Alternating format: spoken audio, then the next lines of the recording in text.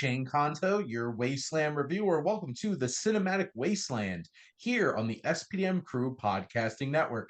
And this is my monthly podcast where I'm joined by two of my close friends and collaborators here in Movie Land. We got Luke and we got Adam. Thank you guys for coming on as always to talk some movies.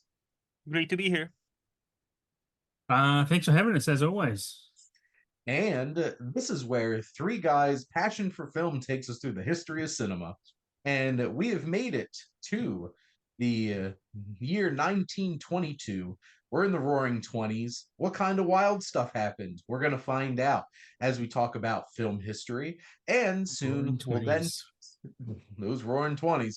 And then we'll be talking about 1922's Robin Hood, one that you probably should pick a different Robin Hood to watch. But we'll talk about that soon. Starting off with some film history, we have Robert Flaherty's Nanook of the North. A Record of Inuit Eskimo Life was the first feature film documentary or non-fictional narrative feature film. The word documentary was reportedly first used in February 1926 by John Grierson in the review of Flaherty's Moana. Huh, look at that. Oh, There you go. I didn't know that was a remake. Topical. 1926 for the New York Sun. The term may have also been used 12 years earlier by famed photographer Edward Curtis in a prospectus for his Seattle-based Continental Film Company, returning to the film in the land of the headhunters. Flaherty's film helped to usher in documentary film movement, although it raised some controversy because it recreated or staged some of the hunting scenes rather than being truly non-fictional. Well, that doesn't stop documentaries today. But that's interesting. So we have found the dawn of the documentary. so effectively we are almost cool. like, to where we are now. So, the only thing we're missing is just Oscars, like proper box office numbers and like some CGI, and we're all the way here. Like we've had animated, features, we had shorts, damn, that's pretty good. What else could possibly happen in film history after this point besides America trying to ruin it with sanctions and censorship? We'll certainly get to that. I've got a different There's opinion on that. communists everywhere.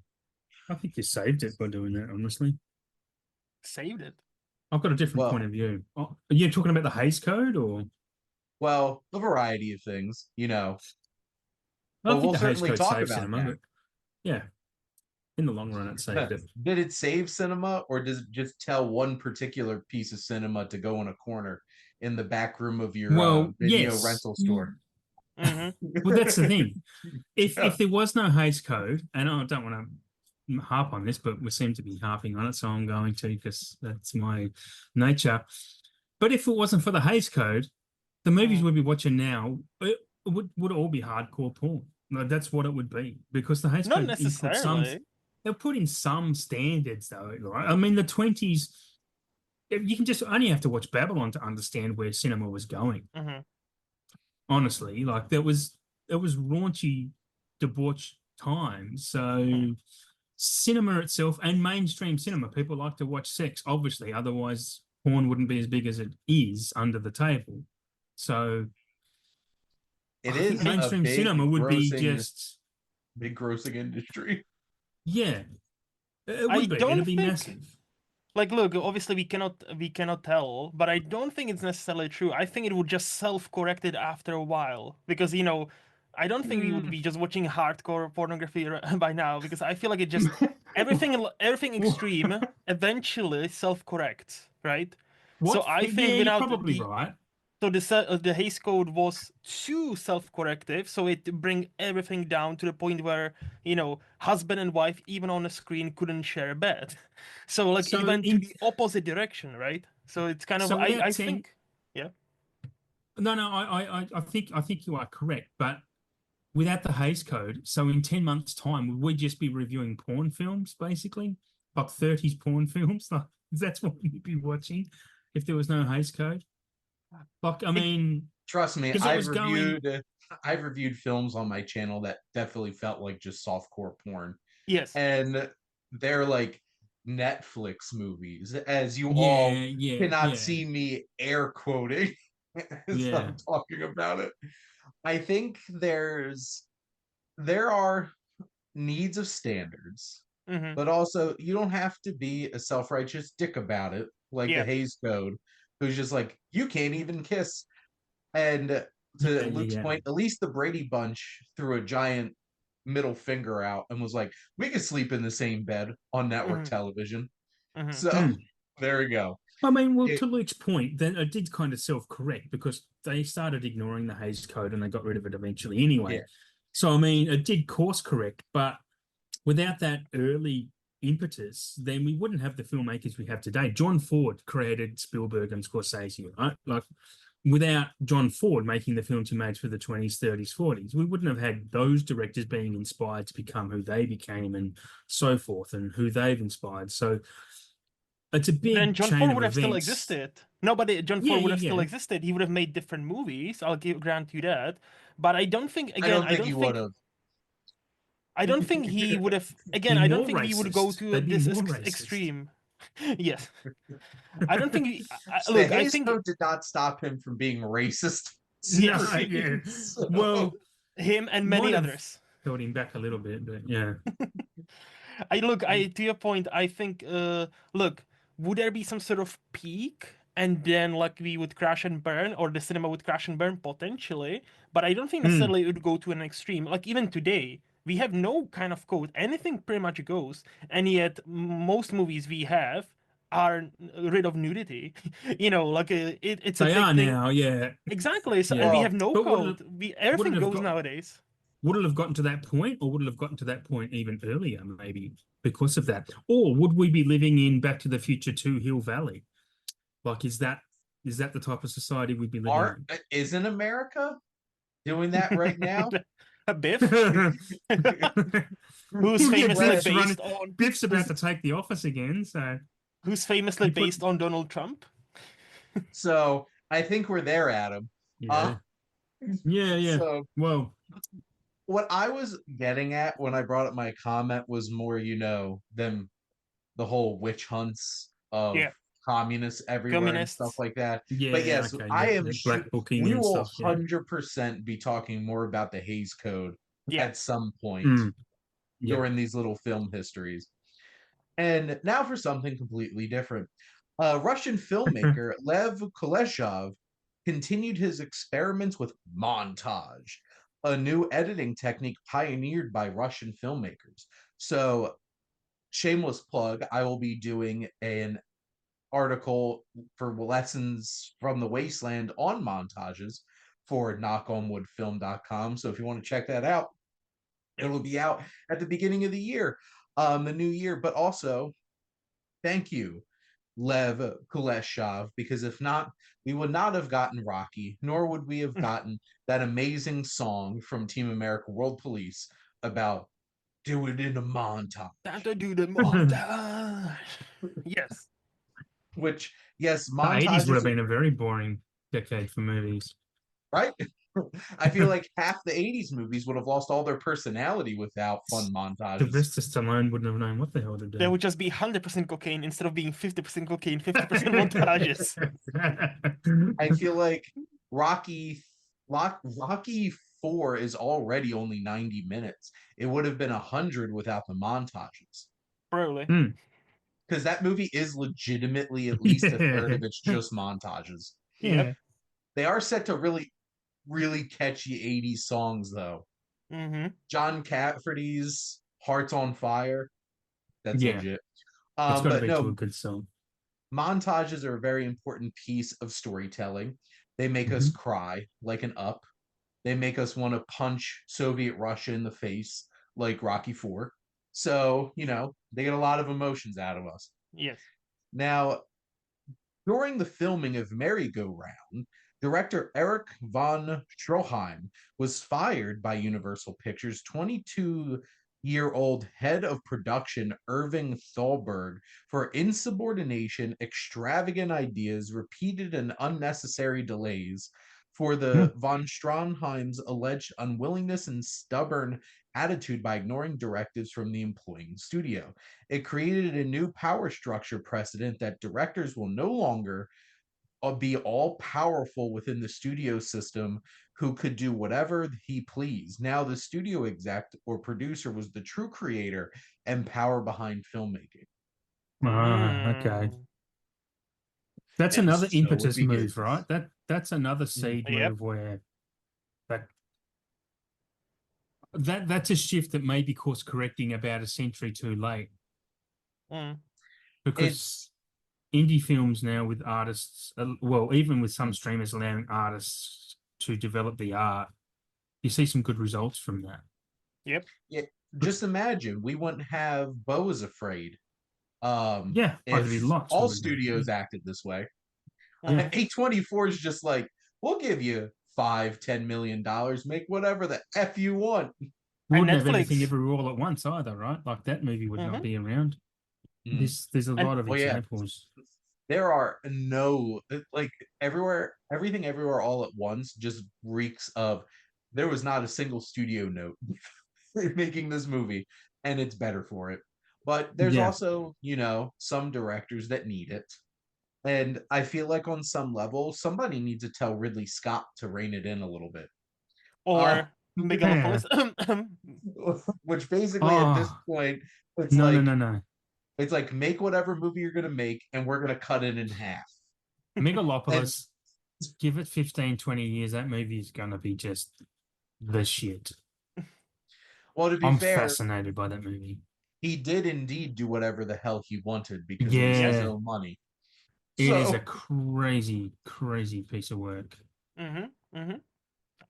Agree there.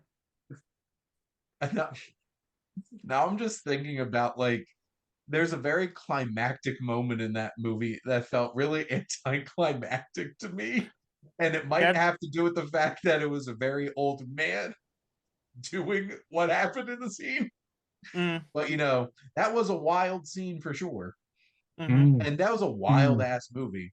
And I'm happy we live in a world where somebody can make something so bold, so crazy, with all of their own vineyard money. Same. Like, as much as I don't think it's gonna have some sort of, it definitely has a cult status now. Like, we don't have to wait 15, 20 years, right? We don't have, like, it already has some fans, but like, as much as I like the fact, I don't like the end product. But again, maybe in 5-10 years I'll be on his wavelength and I'll be like, hey, Francis Ford Coppola was the shit. Mate, if you consume about 40,000 bottles of Merlot like he probably has, I reckon you will be on his wavelength. Honestly, like, I'm glad that movie is in the world. I'm glad it exists because I'm gonna watch it so many times because it's like looking up at the stars. It's just fascinating. Honestly, same. As much as I didn't enjoy it, same. I am actually glad that it exists. I don't want it to remove it. No. No. I'm not saying I enjoyed it either. I'm just think it's fascinating. It's just insane. Anyway, that's not what this show's about, is it? Well, we are talking about the context of the history, and we see that all the time. And somebody should have talked to George Lucas when he was making the prequels too. But carte blanche. Let's not start on that. Here comes another 30-minute rant. I was going to say, all right. Let's not open that door. At least the prequels were planned. Let's not talk about the sequels. That is 100% true and accurate, and I'm glad at least they had a plan. Yes. At least they were cohesive. Correct. Yes. The screenplay, should it be George Lucas writing the screenplay? Absolutely not. he let his ego get in the way of his own script writing. He needed some punch up. Well, and then this is why there is an importance to some level of somebody out there being like, are you sure? Yep. Because if you just have a bunch of yes men around you, then things might not go all super well. Correct. Well, in other news, Nervous Hollywood, composed of major U.S. film studios, censored itself by creating the Motion Picture Producers and Distributors of America the MPPDA, later named the Motion Picture Association of America, MPAA, in 1945, to be headed by former U.S. Postmaster General Will H. Hayes. The Hayes Office, as it here would we be go. called, a film review board, censorship division, and its restrictive Hayes Code, which would be instituted in 1930. So yes, in about 8 episodes, more specifically about this, was created to serve as Hollywood's public relations organization and to clean up the motion picture industry. Yes. And we didn't even know this was coming, by the way. So, like, this is... Yes, for the record, I do not read through all of these beforehand because this is more fun this way. Yeah. So, there we go. New York State Court ruled that actors cannot prevent the re-editing or re-release of a film in which they appeared. Oh, that's a different one. This is, well, isn't this Sorry, interesting? Can you say that again? Can you say that again? So a New York State Court ruled that actors cannot prevent the re-editing or re-release of a film in which they appeared. Right. So basically they're like, you don't own shit, person. Yep. The studio does. You're doing a job. Yep. So did it take until Back to the Future 2 for that to be kind of redone then? Gonna be Crispin Glover? Yeah. It's like, why does he look like me? Yep. It's okay. Just forget about it. Which it's an interesting thing, and this has certainly evolved too, especially with AI at this point. Yep. How people can use people's likeness and stuff like that. It's a ever-evolving issue, and it started 102 years ago. A few of those Marvel actors have come out and are now worried about AI because I heard Mark Ruffalo saying Marvel or Disney have so many thousands of hours of his complete body scans. They can do whatever they want, and they own it. They own those rights. Like, but I'm pretty sure there was a part of the strike as well that there's like a contract where they need to actually sign away their rights to it. There was if I'm not mistaken, last year's strikes. One of the big stipulations for the actors why they were on strike were like, they cannot just use it willy-nilly just because they have it, as long as the actor doesn't actually sign the rights to it. So that's why, like, Robert Downey Jr. is like, I'm never signing anything like that, never. So if he's not signed it... But have they not signed them, though? Or haven't they? Okay. No, because I don't think AI has been as prevalent, like, especially... Like, as it become, like, now 2-3 years ago, or last 3 years, right? So I think that's why, now they are toying more and more with the idea of not just, like, the dead, because obviously we've had the Audrey Hepburn commercial that she became alive. We had the, like, Tupac Shakur, what was it, like, his hologram? Oh, Vincent Price had commercials and that too, right? Like, So, like, for the dead actors, that's been around for a while, but Disney now has started to play in that sandbox of, hey, okay, if Robert Downey Jr. doesn't want to do this movie in 20 years' time, let him sign a contract for 10 mil. And if he signs us all the rights, we can use his likeness forever. And we can make an Iron Man. Yes, they can make Iron Man 4 with him sitting on the couch at home. Yeah. But I guess that current contract only go for 3 years too. So who knows what rights they're going to sign away down the track? Like, they need to be more long term than 3 years. Those type of contracts, those bargaining agreements. But I think the idea was for the studios to sign, like, pretty much like infinite contracts, meaning they pay you one hefty amount for pretty much your likeness. So many actors are very against that. So of course, yeah, as they should be. Oh, sketchy. If there's ever a robot or AI, some kind of technological reimagining of Shane Conto, I will murder it. Just to let you know. So I warn everybody out there, if you dare mess with me. You're close to Philly. Doesn't Philly like to murder robots anyway? So you're pretty close to Philly.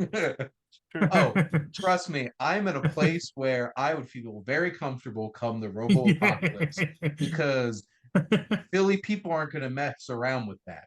You don't F with Philly, and so I feel pretty good about that. In other news, The Toll of the Sea from 1922 debuted as the first general release, widely distributed or commercial Hollywood full-length feature film, 5 reels, approximately 54 minutes, to use the improved two-tone Technicolor process. It also starred Anna May Wong as Lotus Flower, the first prominent Asian American leading lady. Nice. Oh wow, that's So cool. we have some Asian American representation and color. So it only So took about 30 years, but we got there. we got there. It's funny because Luke and I are going to be talking about a film for the Wasteland watch list where, yet again, Yeah. predominantly Asian characters, they weren't Asian. Nope. What film? Oh no, what film is that? We are going to be doing the Bitter Tea of General Yen. And guess what? General Yen, not played by an Asian person. Surprise, surprise. All right. Mickey Rooney. young Mickey Rooney. Yeah. Next up, we have The Power of Love by Huey Lewis and News. Now a Lost Film was the first 3D feature film shown to be paying film audiences at the Ambassador Hotel's theater in Los Angeles in September 1922. The stereoscopic film was projected dual strip in red-green algorithmic format, making it both the earliest film known to utilize dual strip projection and the earliest known film in which analogous glasses were used. The film utilized and may have been the only commercial film produced in dual camera, dual projector system developed by Harry K. Fairhall and Robert F. Elder. Another 3D stereoscopic film screening to a paying audience was in December 1922. It was a stereoscopic print of a 14-minute documentary film, Movies of the Future, shown at the Rivoli Theater in New York City. It was mostly a walking around travel log of New York City. So wow, they started 3D all the way back then, and I can guarantee you I would have hated it then too. So not Yeah, only I don't like 3D. so not only this is the year of documentary, but now we have 3D documentary on top of that. What? 1922 had some shit going on, didn't it? Yeah. Yeah. This is a wild year for film. Like I knew 3D is old because I know even Hitchcock was experimenting with 3D in what is it Dial in for Murder. M for Murder, yeah. But I didn't know it goes as bad as to 1922. Insane. I just rewatched Gravity, and you could definitely tell. There's let me grab that. And just there's so many shots in that movie. I'm like, that was definitely made for 3D. I did see that in 3D, by the way, but that was a ride. That was honestly, if you've seen that in 3D, your heart would be pumping by the end of it. It was so well done. Yeah, I had a good few years there of 3Ds. You couldn't even buy a TV that didn't have 3D. And now I don't think you can buy a 3D TV anymore. Can you? Yeah. I am happy that has moved on. Yeah. Yes. I think it's tacky and cheap. If a movie is truly engrossing, I don't need it to physically come out of the screen at me. No. But there you go. Now, German director F.W. Murnau, influential expressionistic vampire film Nosferatu, a symphony of horror or terror, I'm not going to read the whole German name, initiated a trend for gothic takes of horror. It was considered the first genuine vampire picture. It starred Max Schreck, known actual vampire. Yes.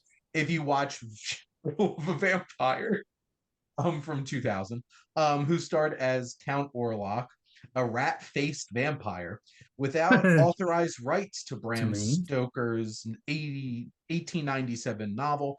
Murnau had to rename his vampire Nosferatu, while vampirish Count Dracula was named Count Orlok, and the action was changed from Transylvania to Bremen. Just changing 2 of the names in the movie and the title of the movie does not make you get out of copyright infringement. So I didn't realize that. That's interesting. That could have been a film. We could have covered that in this episode, right? Couldn't we? Yes. yep. Only if someone had voted for it. If you're interested in my thoughts on Nosferatu, you can go check out one of my articles on the website.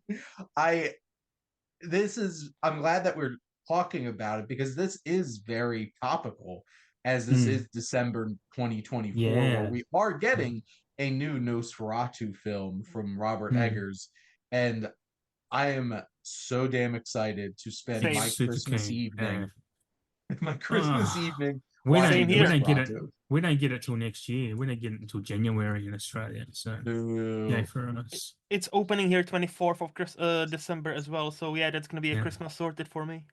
Yep. So we here at the Bugger. Cinematic Wasteland podcast 100% believe and support the idea of universal release dates. Yes. Yes. 100%. Absolutely. Wouldn't that be nice? But we did get Gladiator 2 before you guys as well, which made no sense. So I don't know why. It's a weird world. I was about to say, did they use the best green screens in Australia to make it? The best green screens. It would have been filmed at Pinewood, wouldn't it? I would assume so. I don't get the joke. Sorry, man. I don't get the joke. Well, because there's a lot of big budgeted movies that just have tons of CGI that are just randomly shot in Australia. Just ask Taika Waititi. They're shot down the road from me. Literally 2 exits down the highway from me, they're shot. Yeah. That would have been cool. But specifically, I was ripping off the joke from the Honest trailer of The Hobbit. Okay. Where it's like, right. and shot in front of the nicest green screens in New Zealand. Yeah. Because like so much of Lord of the Rings is shot like beautifully on set, and then the Hobbit's like,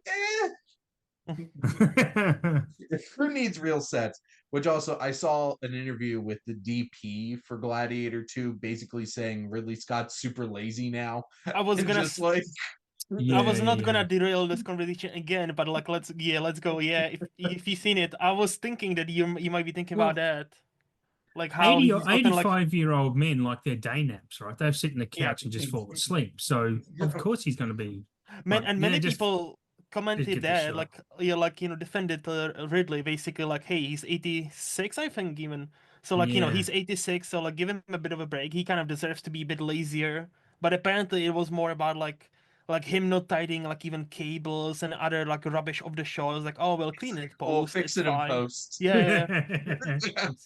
Fix it in post. It's not my money. It's not my money. We'll just, Hey, I didn't even do my hair this morning because I'm gonna fix it in post. Because you won't even see it because this is an audio podcast. But now we got 49-year-old film director William Desmond Taylor was found murdered in Los Angeles apartment with a bullet in his back in February. There were over a dozen potential suspects in the mysterious scandal, including Keystone Cops heroine and popular actress Mabel Normand, Taylor's lover, who spent the early evening with him, a 19-year-old blonde starlet, Mary Miles Minter, who starred in Anne of Green Gables, Minter's protective and angry stage mother, Charlotte Shelby, and African-American houseman, Henry Peavy. Before I read on, I have a prediction on who they stuck this on. And let's find out. The murder was never solved. Okay. Well, at least it didn't go in the direction I thought it was going to go. The situation was further complicated by rumors that Taylor was homosexual or bisexual. Oh my goodness. Ooh, scandalous. Eventually, nobody was ever arrested or tried for the sensationalistic and fascinating crime, although combined with the Fatty Arbuckle case 1921-22 and Wallace Reed's drug-related death in early 1923, a new age of censorship would soon be dawning in Hollywood. Have we got a movie about this? This just reeks of like somebody needs to make a movie about this. I think every couple of years we get these like movies like 1920s. This this person gets murdered and this is what's happened. Like Black It's been Dahlia made. was one of them. Mhm. You know. Saucy. Mm. Very, very Isn't what? interesting. Maybe that's what Clue is based on. Could be. Who killed He's killed the candlestick. Mr. Body? So Roscoe Fatty Arbuckle became the first film star to be banned or blacklisted from the film industry. Congrats. That's an accomplishment. He also received public ostracism. The announcement was made by Will H. Hayes of the newly founded Motion Picture Producers and Distributors of America on April 18, 1922, 6 days after Arbuckle had been acquitted in third trial of manslaughter of Good Time Girl Virginia Rapp. As a result, all showings and bookings of Arbuckle films were canceled, and the film star's career basically came to an abrupt end. So basically, cancel culture had a person. I was Yeah. gonna There say, so was he was the somebody who was first like, victim of on the cancel books, culture. you're canceled. Can I just pick up on the term "good time girl"? Is that just code for a prostitute? I'm think so. This is a serious question. I don't know. Is that what that is? I believe a so. town bike? I have a sinking feeling. Yeah. Okay. Actually, they were just women that you paid money to, you know, just have a good time. Yeah. In the night, a lady of geisha the girl. Not night. escorts. You know, lady of the night. Like a geisha. No sex involved, just entertainment. There you go. Those are called escorts. Look at all the things you learn listening to us talk about film history. That's been a good digression, Tim. German Shepherd Rin Tin Tin became cinema's first canine star and helped save its studio Warner Brothers from bankruptcy during the silent era. Wow, That's crazy. Warner Brothers was saved by a dog, and now it's run by one. That son of a Wasn't MGM saved by a dog down the track though too with Lassie? We'll probably get to that in the 40s, maybe. I don't know. Animals sell. Cute animal movies sell a lot of tickets. I mean, if you think about it, there was no YouTube, so if you wanted to see a cute dog, you know, you would go to the cinema. Yeah. So there was no you. I think it just shows the power of, like, you know, cute people. That's interesting. Pets. Why haven't we gotten a Lassie movie in a long time? Because why do I have to go to a theater to watch cute dog videos? Yeah, was Milo and Otis maybe in the 90s the last one of those? Which they killed like multiple kittens. Oh, there was Strays last year, which was a terrible movie. Yeah. Yeah, but that wasn't a cute animal movie. I was gonna say they were not cute. No. That was an attempt at South Park type of animal movie, but they failed miserably. Well, if you try to attempt South Park and don't actually get Trey Parker or Matt Stone, that's your first mistake. 100%. There you go. Yeah. The first Walt Disney cartoon was Little Red Riding Hood, one of his Laugh-O-Gram studio productions that he made at his own animation studio in Kansas City before relocating to Los Angeles shortly thereafter. Wow, Disney even started. The Disney, Walt Disney. Yeah. What a year. Impresario Sid Grauman opened the Egyptian Theater in Hollywood, the first movie palace outside of downtown Los Angeles. It had Hollywood's first film premiere on October 18th, 1922, showing Robin Hood, starring Douglas Fairbanks, which we'll get to I'm not familiar with that. Very shortly. Yes. Let's knock these last two out. Producer Hal Roach's two-reel short silent film, One Terrible Day, the first Our Gang, the Little Rascals comedy, was released by Path. Although it was the fourth Our Gang episode to be produced, it was the first to be shown.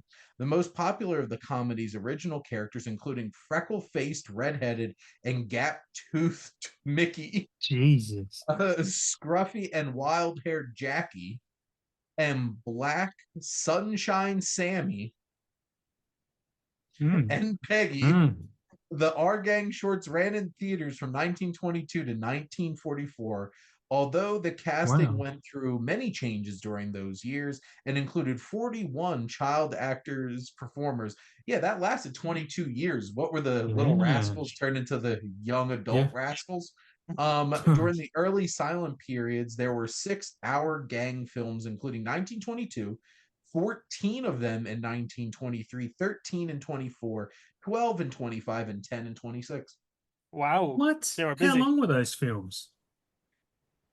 Those, They I can went 2 imagine hours they're each. they're like 30 minutes. Let's pump these out. Yep, yep. Yeah, and there was no child labor laws on And I was child gonna actors say- These too, kids right? aren't getting any younger. We're making a movie this afternoon. Go have lunch. We're making another movie. Have your dinner. Then we're making a movie tonight. Like 3 movies a day. What do you mean you need sleep? You don't need you don't need sleep. You're not Yeah. adult. You're not adult. We Yeah. don't even have to pay you. So chop chop.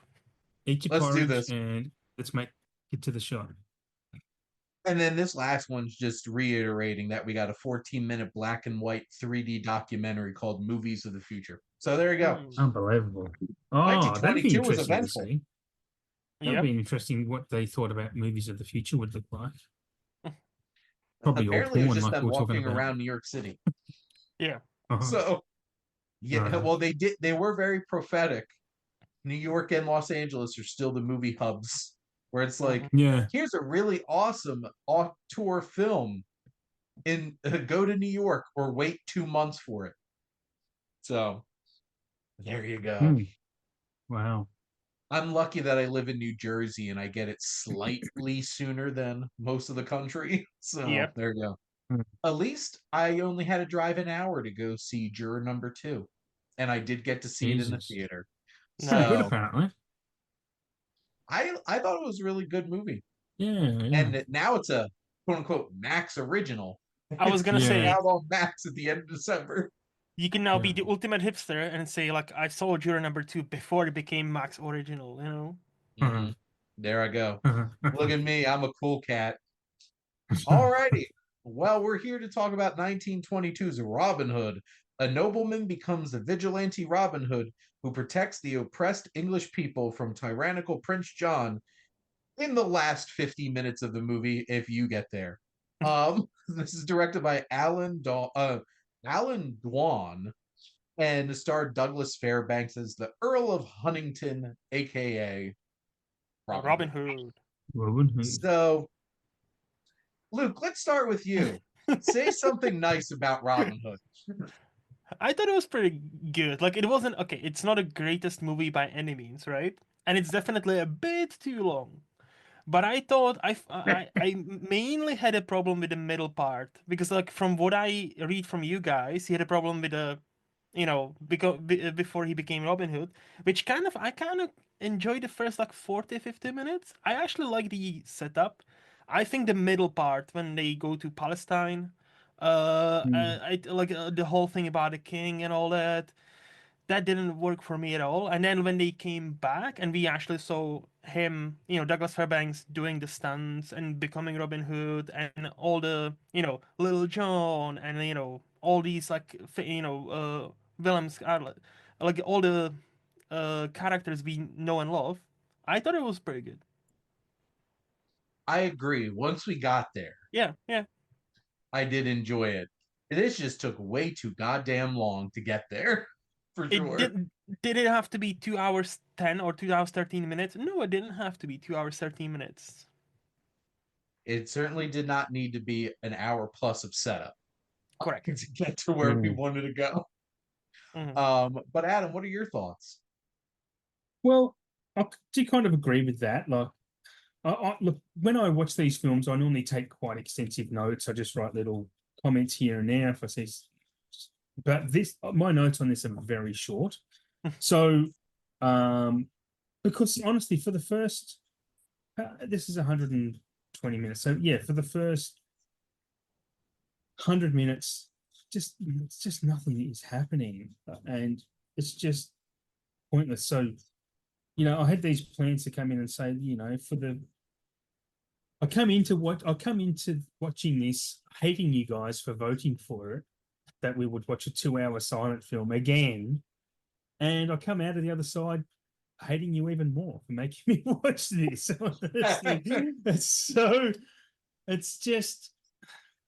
Look, I agree with Luke. In the long run, it's not a bad film. It's really not. but by modern standards, it is just a slog. It's just a slog.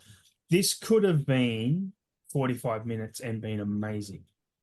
There was, how long did we? My one note here that I have is a dove attack. There was like they're sending a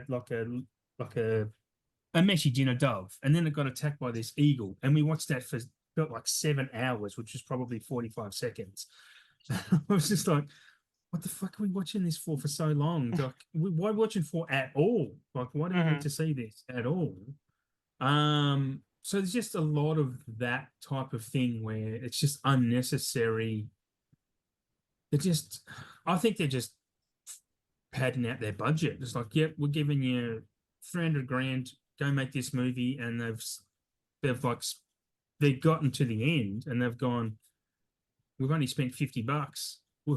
Better go back and film another 99 minutes of this. Like, honestly, that's what it feels like, and I think it shows. Honestly, it was a hard watch. It actually took me 3 days to watch it. I watched it over 3 different time slots. Okay, it's not that long. No, it's not that. Oh, they keep your attention. Yeah. Well, I watched it through my lunch breaks at work, and then I just finished it off yesterday, and it was just like, I don't know if watching it like that kind of affects my view, but listening to what the inklings of what you both say really is probably no. I think I'm on the money. Like, look, I think this is where the cinema starts to slowly turn from shorts and like vaudeville and all that into like, people have paid to come here. We need to give them something epic, and we better make it long, right? Yes.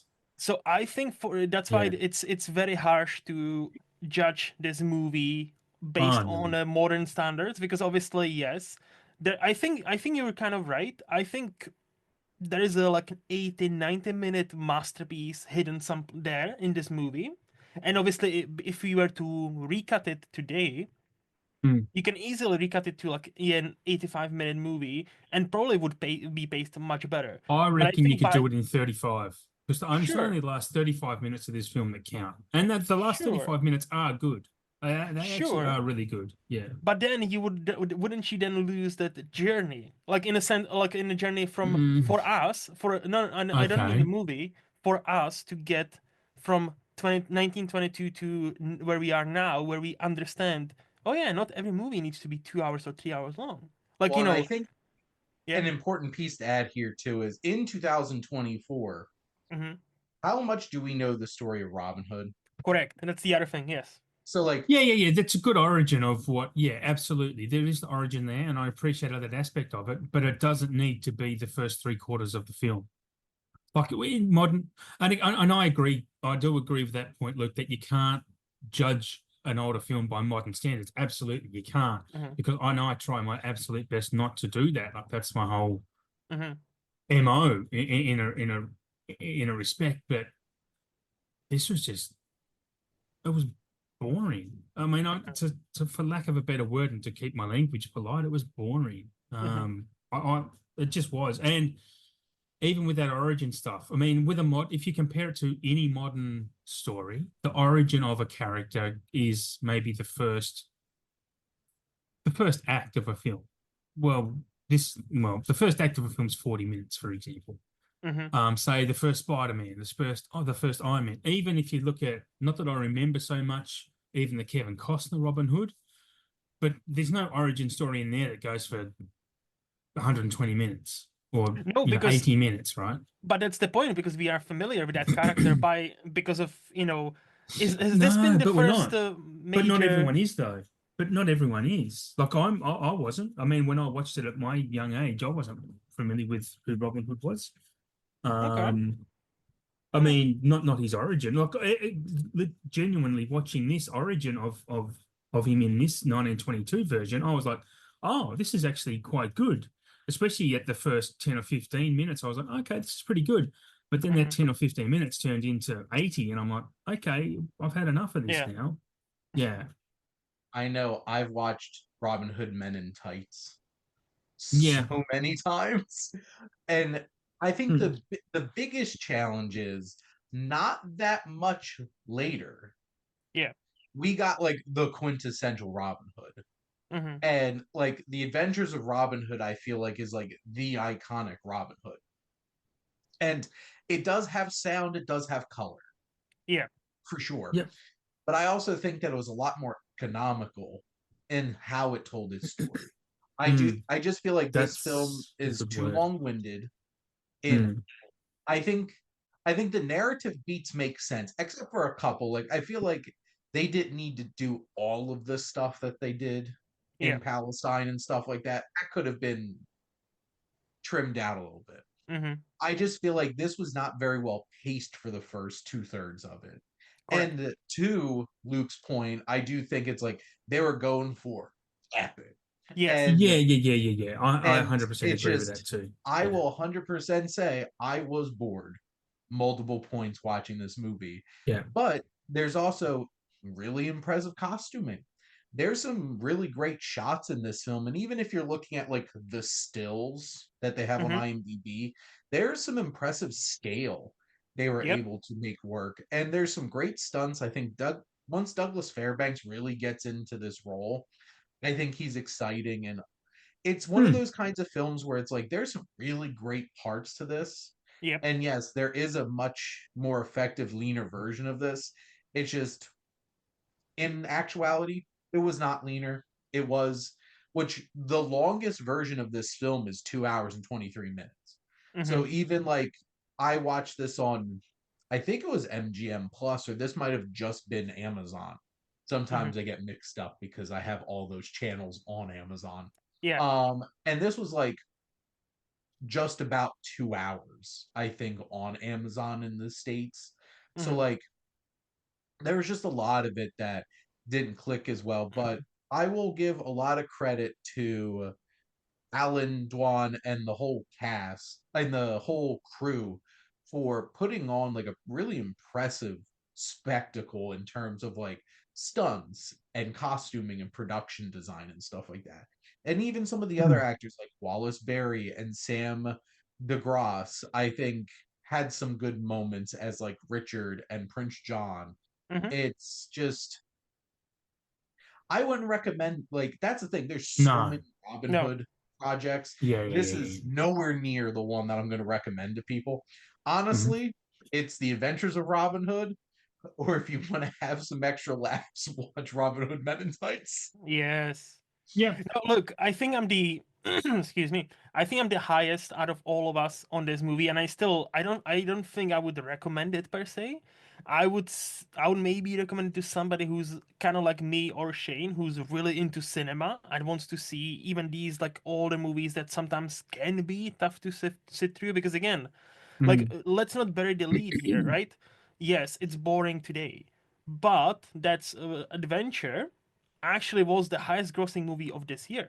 This actually, like, in I read on IMDb, it was also unearthed in one of the notes the actual budget for the movie, which was almost 1 million. It was like $930,000 spent on this movie, and this paid off. It was the highest grossing movie of the 1922. So obviously at the time, audiences resonated with that because they wanted to see the bigger than life, like swashbuckling adventure at the time, right? So, and also, like, to touch on what Shane was talking about, there are some scenes where apparently there's up to 1,200 extras, and you can tell like this movie actually, like, the crowd work there, like there's always somebody on the screen, not just Douglas Fairbanks, which I found funny. Like, not funny, you can tell how big of a name he was, because in the first scroll of Robin Hood mentioned, or the what's his name, Huntingdale, whatever that actual his name, Huntington, yeah. Did you guys notice there was Douglas Fairbanks underneath? Yes, And I'm like, I did. that was Yeah, such a, on the title card. Yeah. imagine, like, being like, such a big name, like, if we had title cards today. Here we see Batman, George Clooney. Within the movie, right? It would be such a that almost took me out. I was like, damn, he must have been a That pretty big would name. have, Yeah. honestly, wouldn't have shocked me if they did that in Batman and Robin. Yeah. I'm amazed that your first go-to Batman was George Clooney. That's impressive. And I all think- the Batmans. I just thought, like, that's the biggest name, like Michael Keaton, Christian Bale. Yeah, like, yeah, we can. yeah, like, no. I'm just for being- especially for the time, Sorry. like George Clooney was like especially for peak. that movie. Yeah. Like, yeah. I I could do- see them doing some stupid shit like that. Yeah. I can't sit here and not pretend I'm not hurt by your comment about people who love cinema like me and Shane, and I'm part of that because I love cinema. I just I like wasn't cinema gonna. that. Yeah, No. That genuinely, I'm okay. That wasn't trying to be a dig at you. No, but I knew. Look. I think there are levels to it, and like I don't think you are kind of in the same way. How do I put it? Like I don't. Well, you don't enjoy silent movies, and it's fine. I understand why. Oh no, Because I like at the do. end of I the do. day, But I loved Adam doesn't want to Phantom sit there for Carriage. 3 hours watching a silent movie, though. That Yes. could have been an email. Look, I've loved Phantom. I've loved lots of silent movies. I just didn't love Yeah, this check. one. And it's not silent movies that I don't love. It's the length. I know, I've whinged about this in our Slack chat quite a bit. Like long silent movies are a chore, and we had a conversation choosing 2023 before this, and it's. I feel burnt and jaded by watching 2 hour long movies that have. It's the silence isn't what bothers me. It's the constant drone, especially in this film. If we're going to talk about this film as well, the violin in this just kept pissing me off. It's just constant violin. The dude's fingers must have been bleeding while he was playing this score. And I just kept turning, and I turn it down. It's a silent film; it makes no difference. But the music still adds to the plot and story and the way you feel about a film. So yeah. It's an integral part, and that was another aggravating part. But where you had the Phantom Carriage is a great example. That was enthralling the entire way, and that was a modern score, granted, but the story was still incredible. Silent films are suited, I think, for me. I'll say I'm not going to lump anyone else to it. Around 45 minutes, an hour at tops, is a great silent film. And that's why I made the comment, because I think that based on even our previous discussion we've had offline, like, I don't think like for you to watch another one for 2.5 hours would be painful for you, but for me or Shane, it wouldn't be as painful, even though we would not necessarily enjoy. That's what I meant, Okay. That's No, what I look, meant. that's fine. I totally accept the comment because it's justified. But I just want to watch good movies. I don't care how long they go for. Like The Irishman's 3 hours. That's a great movie. There's plenty of great long movies. I sat in theaters for all 3.5 hours of The Irishman too. Nice. What was Avatar was 3 hours. You said Oppenheimer was close to or 3 hours. 3 hours. Oppenheimer was 3 hours, yeah. And maybe in 104 years, someone's going to watch Oppenheimer and go, "This is boring as shit." Like, who knows? But yes, because it's not a 30-second video on TikTok. Yes. Well, yeah, but I mean, objectively, this 1922 Robin Hood it's just not a good movie, and that's what. And if it was a good movie, cool, bring it on. I'll watch a 2-hour silent movie if it's good. So I'm just defending my cinephile card. That's all. So. You don't have to. I honestly didn't mean like that. I thought what I meant, what I probably didn't communicate across is, I think big part of why it didn't click or might have not clicked for you is, again, the familiarity of the story of Robin Hood, right? Because I think there is another point to that where if you watch a silent movie that's like 2 hours, but it's a story you've never seen before, you might have actually liked it better rather than, oh, this is a Robin Hood and I watched, obviously Possibly. Yeah, that's a good point. Being a grown man, you know Robin Hood. You've seen a bunch of other Robin Hoods, right? So it's like, oh, I know this beat. Let's get through it. This entire movie could have been an email. That's basically that kind of thing, which I understand. Do you know what it might also boil down to the fact that you guys have more patience than me, honestly, because I'm famous in my household for not being the most patient person. So my favorite silent film is Metropolis. Mm. And that is not a short movie. But I'm engaged throughout the whole entire thing. I have watched so many silent films over the past 2 years because of this podcast and doing this. And there's some silent films that I watched that are an hour long and felt like I was watching it for 5 days. Yep. And Yeah. there's others where I'm like, this is a perfect example. So 2 films that I've watched in the past week that are new films in today's context. I watched that new Sweethearts movie on Max with Kiernan Shipka, and that movie felt like 2.5 hours. Okay. It was like an hour and 35 minutes. It felt like 2.5 hours to me. It's no good then. There's things about I really enjoyed. It just felt like a slog at times. But I watched Wicked. And Wicked's 2-hour and 40-minute movie, part 1, and it moved. Like, I never felt bored watching Wicked. I was getting a little antsy watching Gladiator 2 the day before.